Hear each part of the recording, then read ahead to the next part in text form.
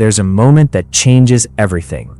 A moment where a man looks his own death in the face and walks toward it anyway. Achilles knew he would die young. His mother told him. The prophecy was clear. He had two choices: live a long, peaceful life and be forgotten, or fight at Troy, achieve eternal glory, and die before his time. He chose glory. He chose death. And in doing so, he became the one warrior even the gods themselves learned to fear. This isn't a story about a hero. This is a story about a man who knew exactly when and how he would die, and decided that some things are worth dying for. This is the brutal truth about Achilles, the greatest warrior who ever lived, and the man whose rage nearly cost the Greeks everything. By the end of this video, you'll understand why his name still echoes 3,000 years later, why his fury made gods tremble, and why his choice to die young rather than live old might be the most terrifying decision any human has ever made. Before we understand the warrior, we need to understand the curse. Achilles wasn't just born, he was prophesized. And prophecies in ancient Greece weren't gentle suggestions. They were iron chains wrapped around your fate, pulling you toward an ending you couldn't escape. His mother was Thetis, a sea nymph so beautiful that both Zeus and Poseidon fought over her. Think about that, the king of the gods and the lord of the seas, immortals who could reshape reality, competing for one woman. But then came another prophecy, this one darker. Thetis would bear a son greater than his father. Zeus stopped cold. A son greater than the king of the gods? That son could overthrow him, just as Zeus had overthrown his own father, Kronos. So Zeus made a decision that would echo through history. He forced Thetis to marry a mortal, Peleus, a human king, brave and honorable, but entirely, completely mortal. This wasn't a love story. This was damage control by the gods. And when Achilles was born, Thetis knew what her son would face. She had the gift of prophecy, and she saw two futures stretching before him like diverging roads. In one future, Achilles would stay home. He would never go to Troy. He would live to old age surrounded by children and grandchildren, watching the seasons change from his palace walls. He would die peacefully in his bed, an old man who lived a full life. But when he died, he would be forgotten. Within a generation, maybe two, no one would remember his name. He would disappear into history like billions of others, loved by family, unknown to the world. In the other future, Achilles would go to Troy. He would become the greatest warrior of his age. His name would become legend. Poets would sing of him for thousands of years, but he would never come home. He would die young, on foreign soil, far from everyone who loved him. His glory would be purchased with his life. Two paths, one choice. And here's what makes Achilles different from almost every hero you've ever heard of. He knew. From childhood, he knew. This wasn't a surprise twist at the end of his story. This was the foundation of every choice he ever made. Most of us spend our lives pretending we're immortal. We make plans decades into the future. We act like we have infinite time. Achilles didn't have that luxury. He lived every day knowing his death was coming, that it was already decided, already woven into the fabric of fate by the Moirai, the three sisters who spin and cut the threads of human life. But his mother tried to change it anyway. Thetis took her infant son and dipped him into the river Styx, the river that forms the boundary between the world of the living and the underworld. Its waters could make anyone invulnerable, immortal. She held him by his heel and submerged him completely, and when she pulled him out, his skin had become impenetrable. Spears would shatter, arrows would fall away harmlessly, except for one spot, the heel she'd held him by. That small patch of skin that never touched the magical waters. That one vulnerability in an otherwise perfect defense. You know this story. Everyone knows the Achilles heel. It's become a metaphor for fatal weakness. But here's what most people miss. The Achilles heel isn't really about that small vulnerable spot on his body. It's about something deeper. The real Achilles heel, the real fatal weakness, was his choice, his pride, his rage, his absolute refusal to accept anything less than absolute glory. That's what killed him. Not an arrow, not a lucky shot from Paris. Those were just the methods. The true cause was always Achilles himself. Because here's the truth that makes this story so devastating. Achilles could have lived. At any point he could have chosen the other path. He could have gone home. He could have said, "This isn't worth it." He chose glory over breath, legend over life. And that choice that terrible, magnificent choice, is what made him Achilles. So how do you raise a boy who's destined to die young? You make him invincible first. Achilles was trained by Chiron, the wisest of all centaurs. Not on Mount Olympus with the gods, but in a cave on Mount Pelion. Chiron had trained Jason, Theseus, Perseus, every great hero learned at his feet. But with Achilles, it was different. Chiron didn't just teach him to fight, he taught him to be a force of nature. From childhood, Achilles learned swordsmanship, spear throwing, wrestling, and boxing, but also medicine, music, poetry, and philosophy. Chiron understood something crucial. A perfect warrior isn't just muscle and reflexes. A perfect warrior is someone who understands beauty enough to know what he's destroying. Someone he can sing of life while taking it. Someone who knows exactly what he's choosing when he chooses violence. By the time Achilles was a teenager, he could outrun deer. He could kill lions with his bare hands. He wrestled with Chiron himself and, according to some stories, won. His speed was supernatural. His strength was legendary. When he moved, it was like watching water flow. Effortless, inevitable, unstoppable. But speed and strength weren't his greatest weapons. His greatest weapon was rage. Not anger, rage. There's a difference. Anger is hot and quick. Rage is cold and eternal. Anger fades. Rage calculates. And Achilles' rage, when it was unleashed, didn't just kill enemies, it made the gods themselves nervous. The ancient Greeks had a word for this, menace. It's the rage of Achilles, and it's actually the first word of Homer's Iliad. Sing, goddess, of the rage of Peleus' son Achilles. Not his courage, not his strength, his rage. Because that's what the story is actually about. The most dangerous warrior who ever lived, and what happens when you push him too far. Now, here's where the story gets complicated. Because there's another version of Achilles' youth that most people don't know about. A version where his mother, still desperate to save him from his fate, tries one more trick. When the Greek armies begin assembling to sail for Troy, Thetis hears the call. She knows that if Achilles goes to Troy, he dies. So she disguises him as a girl and hides him among the daughters of King Lycomedes on the island of Skyros. Imagine it, the greatest warrior of his generation dressed in women's clothes, pretending to be just another princess. It should be humiliating, but Achilles agrees, because at this point, he's maybe 16, 17 years old. Death is still abstract. His mother's fear is real, so he hides. But you can't hide a wolf in a sheepfold forever. Odysseus, the cleverest of all Greeks, knows they can't win the war without Achilles. So he comes to Skyros with gifts, jewelry, fine fabrics, beautiful things that any princess would love, and one sword. He scatters them in front of the daughters, and while they reach for the necklaces and silk, Achilles reaches for the blade. Just reflexes, just instinct, but that's all it takes. Odysseus knows he's found his warrior. And here's the critical moment. Odysseus gives Achilles a choice. Come with us to Troy. Be the hero you were born to be. Or stay here, safe, hidden, forgotten. And Achilles chooses Troy. Not because he was tricked, not because he was forced. He chooses it because he spent his whole youth training to be the greatest warrior alive, and the thought of dying in a bed on Skyros, having never tested himself, having never proven what he could become, that's worse than death. So he goes to war, knowing it will kill him, choosing it anyway. This is what makes Achilles terrifying, not his invulnerability, not his skill, the fact that he looked at death and said, yes, that price is acceptable. Troy. Even the name carries weight. This wasn't some border skirmish. This was the greatest military campaign of the ancient world. 50 kingdoms, over 100,000 men, a fleet so vast it took 3 days to launch. All to retrieve one woman, Helen, stolen by Paris from the Greek king Menelaus. But that's propaganda. The truth? This war was about power, about trade routes and control of the Hellespont, about pride. Helen was the excuse. The real reason was that Troy was rich, powerful, and in the way. And it would take 10 years. 10 years of siege warfare. 10 years of watching men die of disease and hunger outside those massive walls. 10 years of raids and skirmishes and small victories that added up to nothing. Because Troy wouldn't fall, couldn't fall.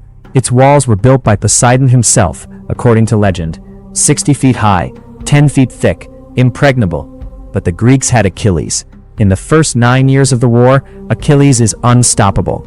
He's not fighting at the walls of Troy, he's raiding. He takes his myrmidons, his elite warriors, and he systematically conquers every city allied with Troy. 23 cities fall before him.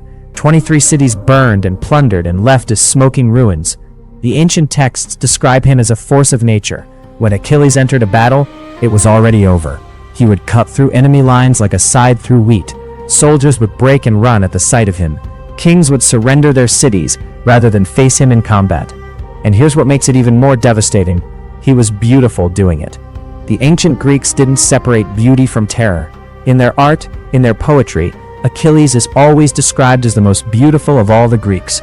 Golden-haired, perfect in form, moving with a grace that made warfare look like dance. He was the aesthetic ideal and the ultimate killer combined in one person. But beauty and death are expensive.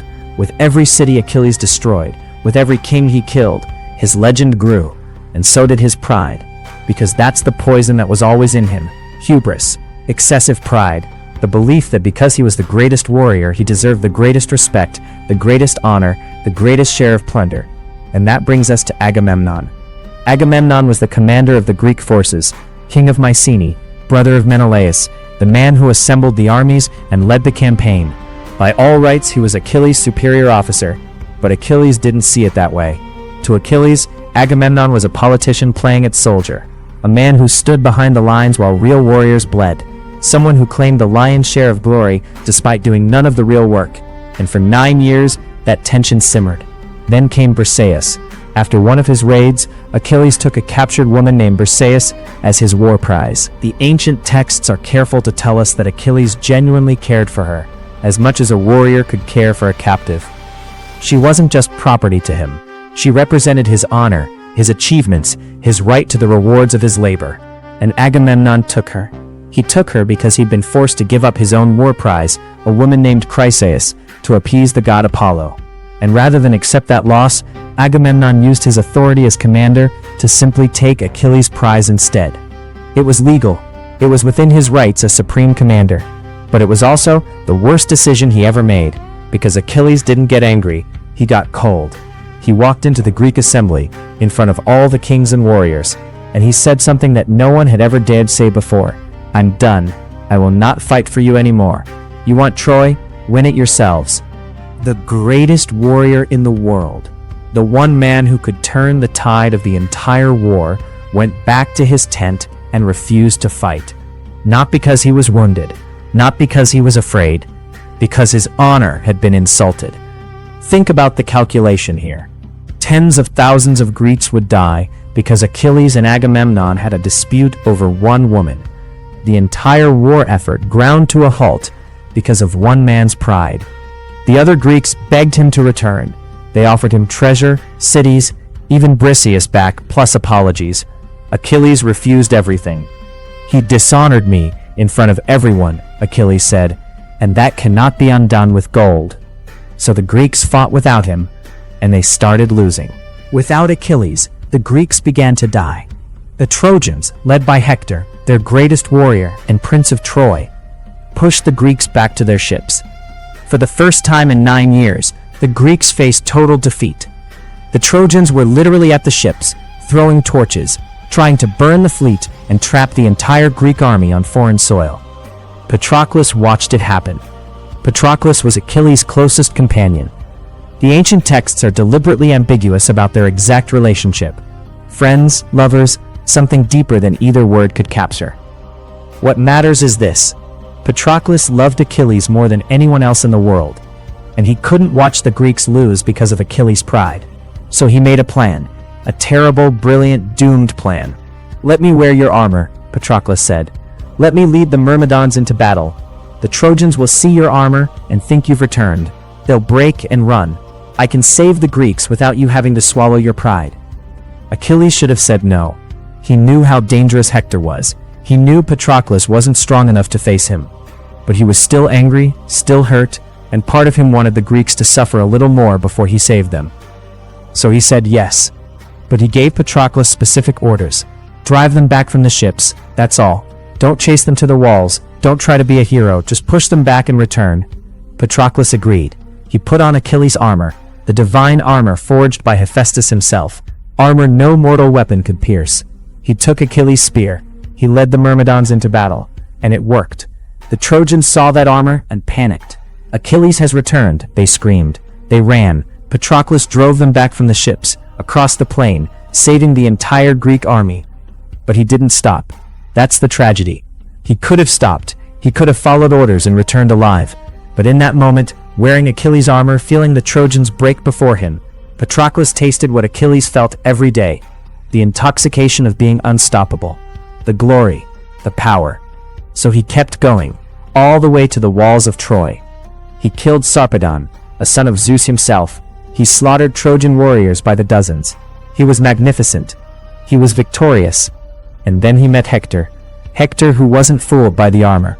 Hector who saw through the disguise and recognized that this wasn't Achilles. Hector who was every bit as dangerous as his reputation claimed. The fight was brief.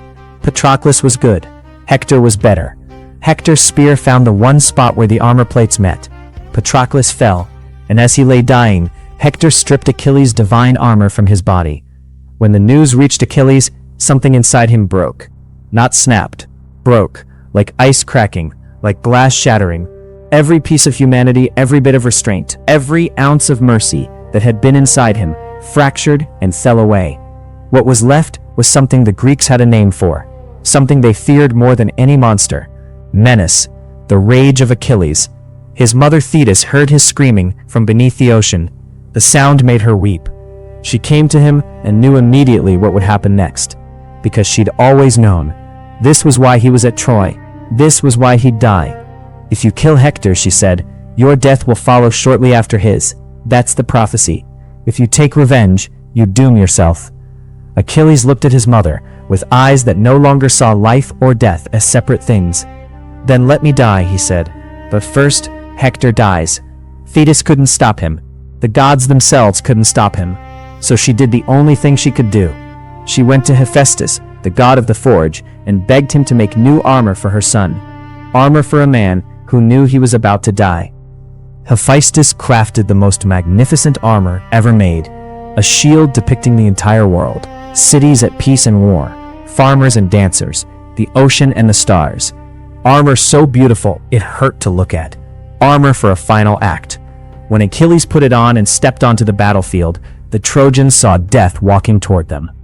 The next morning, Achilles went to war. Not as a soldier, not as a warrior, as something else entirely, as vengeance incarnate. He fought his way toward Troy like a man possessed, because he was possessed.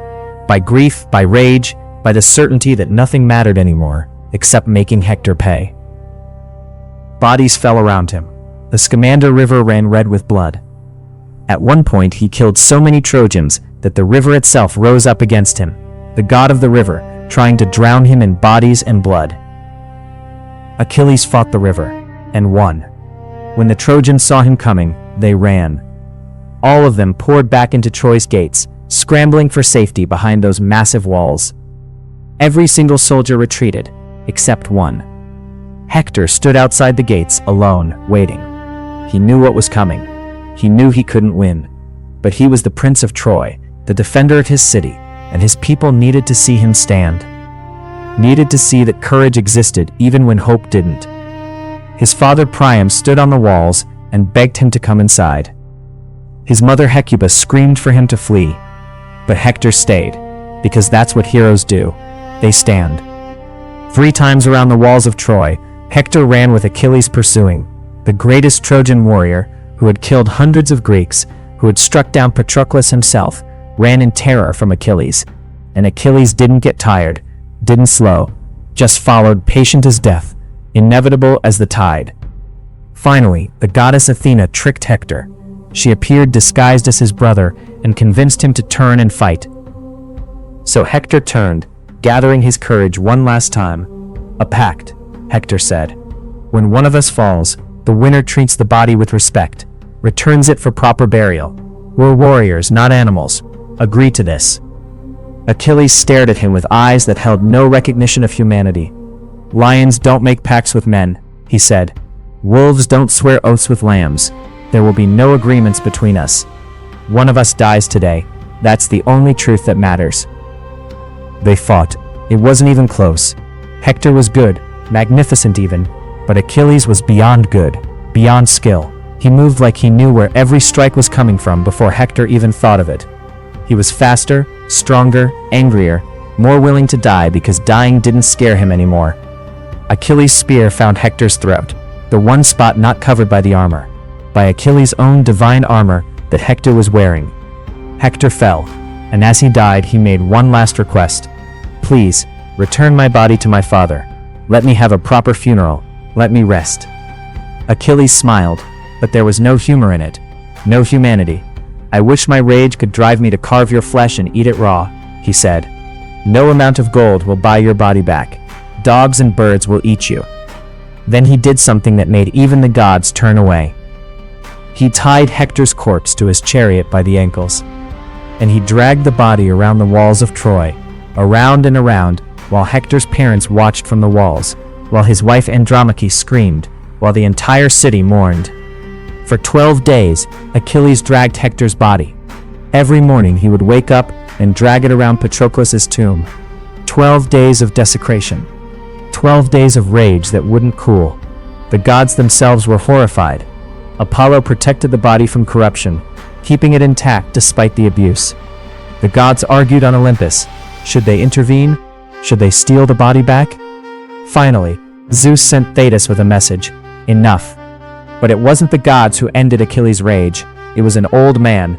King Priam, father of Hector, snuck into the Greek camp in the middle of the night. An old man walking unarmed into the tent of the warrior who'd killed his son. It should have been suicide. But Priam came as a father, not a king. He knelt before Achilles, kissed his hands, the hands that had killed Hector, and begged. I have done what no man has done before, Priam said. I have kissed the hands of the man who killed my son. I come to you not as a king, but as a father. Think of your own father, Achilles. Think of how he will mourn when you die, and give me back my son. And something in that moment reached through Achilles' rage. Maybe it was the reminder that he too had a father who would soon weep for him. Maybe it was recognizing another human being after 12 days of seeing nothing but his own grief. Maybe it was just exhaustion. Achilles wept. Priam wept. Two enemies, crying together over the bodies the war had made. Achilles gave back Hector's body, and for 12 days, the same number he desecrated it, he agreed to a truce so Troy could give Hector a proper funeral. It's one of the most human moments in the entire epic, the moment when even Achilles, consumed by rage, remembered that he was still a man.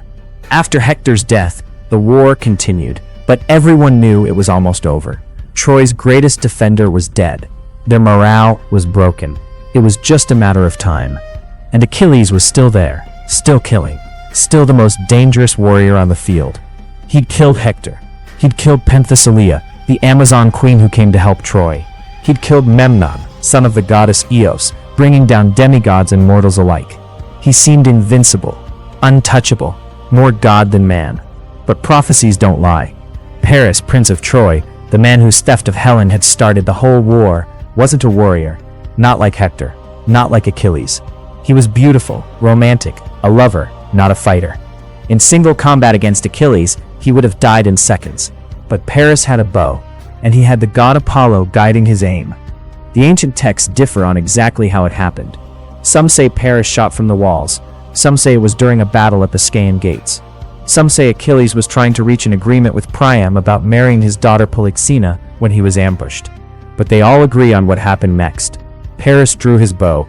He aimed at Achilles, and Apollo, who had always hated Achilles for desecrating his temples and killing his sons, guided the arrow to the one spot on Achilles' entire body that could be harmed, his heel.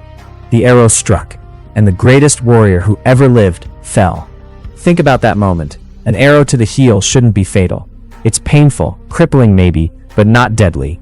Except this was the heel that had been held above the river Styx, the one spot where Achilles was still mortal, still vulnerable.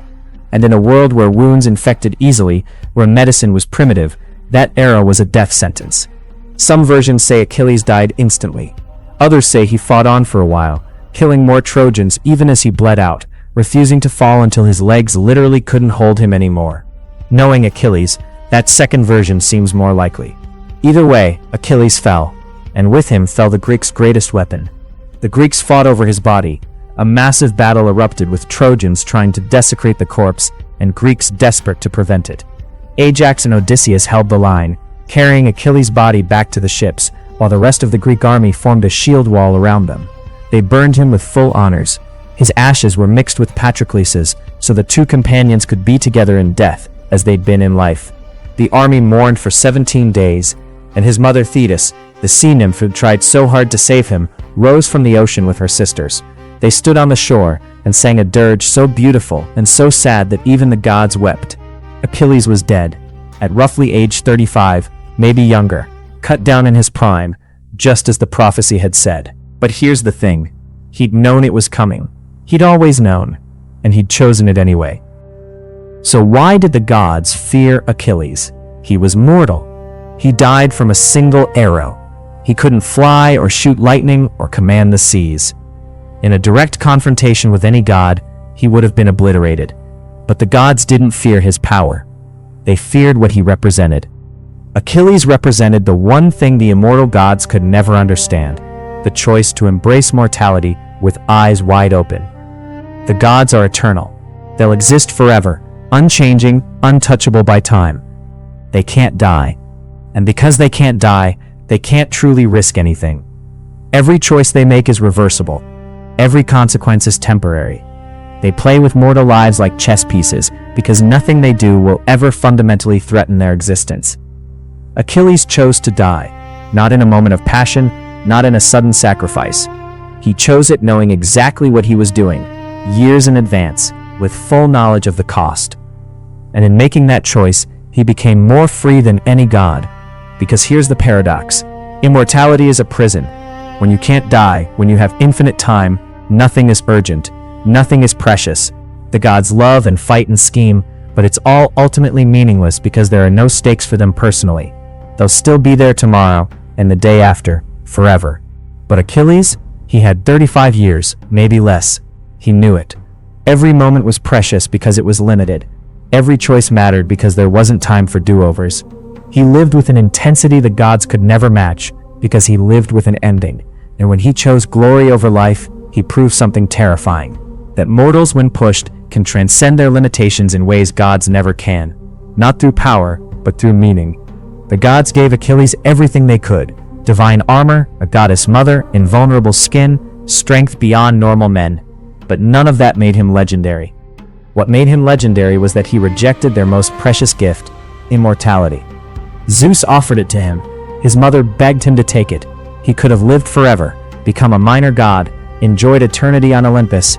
He said no, because immortality would have meant giving up his mortality, and his mortality was what gave his life meaning. In the Iliad, there's a moment where Achilles talks to Odysseus about fate. My mother says I carry two fates with me to Troy, he says. If I stay here and fight, I'll never go home, but my glory will be eternal. If I sail back to my homeland, I'll lose my glory, but I'll live to old age. Odysseus tries to convince him the second choice is better. And Achilles responds with something that cuts to the heart of everything. I'd rather be a living slave to a poor man than lord of all the lifeless dead. But I've made my choice, and I'll see it through. He knew what he was trading. He wasn't deluded. He wasn't ignorant. He was just willing to pay the price that no god would ever pay, his existence, for something the gods could never earn, true immortality through memory. Because here's the final truth. Achilles was right. It's been 3,000 years since Troy. The gods of Olympus are myths now. No one worships Zeus or Apollo or Athena. Their temples are ruins. Their power is forgotten. Their stories we tell, nothing more. But Achilles? His name still means something. Achilles is still the standard we measure warriors against. Achilles' heel is still how we talk about fatal flaws. His choice, glory over life, still resonates because we all face versions of it every day. Do we play it safe or risk everything for something meaningful? Do we take the comfortable path or the one that matters? Do we live long and forgettable or burn bright and breathe? Those are the questions Achilles asked, and by answering them the way he did, he proved that mortals can achieve something gods never can. The power to make our choices matter absolutely, because we won't be here forever to unmake them. That's what the gods feared. Not Achilles the warrior, Achilles the example. The living proof that mortality isn't weakness, it's the source of all meaning. So what's the brutal truth about Achilles? It's not that he was invincible. He wasn't. It's not that he was noble. he did terrible things. Dragged a corpse around a city, slaughtered prisoners, let his friends die rather than swallow his pride. The brutal truth is that Achilles was great because he was willing to die for it. And that's not noble. That's not even particularly good. It's just true. We romanticize Achilles. We turn him into a hero. But if you actually read the Iliad, Homer doesn't do that. Homer shows us a complicated, often unlikable man who cares more about his reputation than the lives of his friends, who throws a tantrum that gets thousands killed, who desecrates an enemy's body for 12 days straight, who chooses personal glory over every other consideration. But Homer also shows us a man who lives with absolute commitment to his choices. In our world, we're taught to keep our options open. Don't close doors. Stay flexible. Have backup plans. Play it safe. We live in a permanent state of maybe someday, always preserving the possibility of changing course. Achilles didn't do that. He chose one path and walked it all the way to the end, knowing exactly where it led. That's terrifying, because it means taking responsibility for your life in a way most of us never do. It means saying, this is what matters to me, and I'll sacrifice everything else for it. Most people never make that choice. We want glory, but we also want safety. We want meaning, but we also want comfort. We want to be remembered, but we don't want to pay the price remembrance demands. We want to be Achilles without actually having to die. But you can't have both. That's the brutal truth. The things that make life meaningful, love, courage, sacrifice, legacy, they all require risk. They all require choosing something specific and giving up everything else. They all require accepting that you might lose. Achilles understood that, and he made his peace with it. There's a line from the Iliad that captures this perfectly. After Patroclus dies, after Achilles has already sealed his fate by choosing revenge, he says this, "Let me die soon then, since I was not to stand by my companion when he was killed. He has perished far from home, and in his hour of need, I was not there to protect him. Now, since I am not going back to my homeland, I will not save Patroclus or the many other companions who were killed by Hector, but sit here beside the ships, a useless burden on the earth." He knew he was choosing death. He knew he could have saved himself. But without Patroclus, without that glory, without that meaning, life wasn't worth living anyway. That's the part we don't want to face. That meaning requires commitment. That commitment requires sacrifice. That sacrifice is real, permanent, and irreversible. We live in an age of infinite options. We can change jobs, change cities, change identities at will. We're told that keeping our options open is smart, mature, responsible. But the cost of infinite options is that nothing feels necessary, nothing feels urgent, nothing feels worth dying for, because we can always just pivot. Achilles couldn't pivot. He stood at a crossroads once, made his choice, and never looked back. And that singularity of purpose, that absolute commitment, that's what made him Achilles. Here's the question his life asks us. What are you willing to die for? Not literally necessarily, but what are you willing to give up comfort for, security for, options for? What matters enough to you that you choose it, even knowing it might destroy you? Most of us don't have an answer to that question. We want to have an answer. We want to believe we'd make brave choices if we had to. But when the moment comes, we usually choose preservation over meaning. Achilles chose differently, and it cost him everything. His life, his future, his chance at happiness. All of it, gone by 35. But 3,000 years later, we're still talking about him. How many people who lived to 90 can say that? How many people who played it safe, kept their options open, lived comfortable lives? How many of them are remembered for even a generation? That's the brutal truth. Safety doesn't make you legendary. Comfort doesn't make you immortal. The things we remember, the people who shape history, are the ones who committed to something absolutely, and most of them paid terrible prices for it. So who was Achilles? He was a man who knew he would die young, who chose glory anyway, who became the greatest warrior of his age and proved that mortals could achieve things even gods couldn't. But he was also a man whose pride killed thousands, whose rage desecrated the dead, who loved deeply but never quite loved anything more than his own reputation. He was complicated, contradictory, neither hero nor villain but something more interesting, human, amplified to mythological scale. The gods feared him not because he could beat them in a fight, but because he represented something they could never understand, the power of choosing meaning over existence, the freedom that comes from accepting death, the intensity that's only possible when time is limited. His story is 3,000 years old, But the question he asked is still relevant. If you knew you'd die tomorrow, what would you have wanted to spend your life on? And if you don't know the answer to that question, why are you living the way you are now? Achilles chose glory over life, fame over happiness, legacy over love.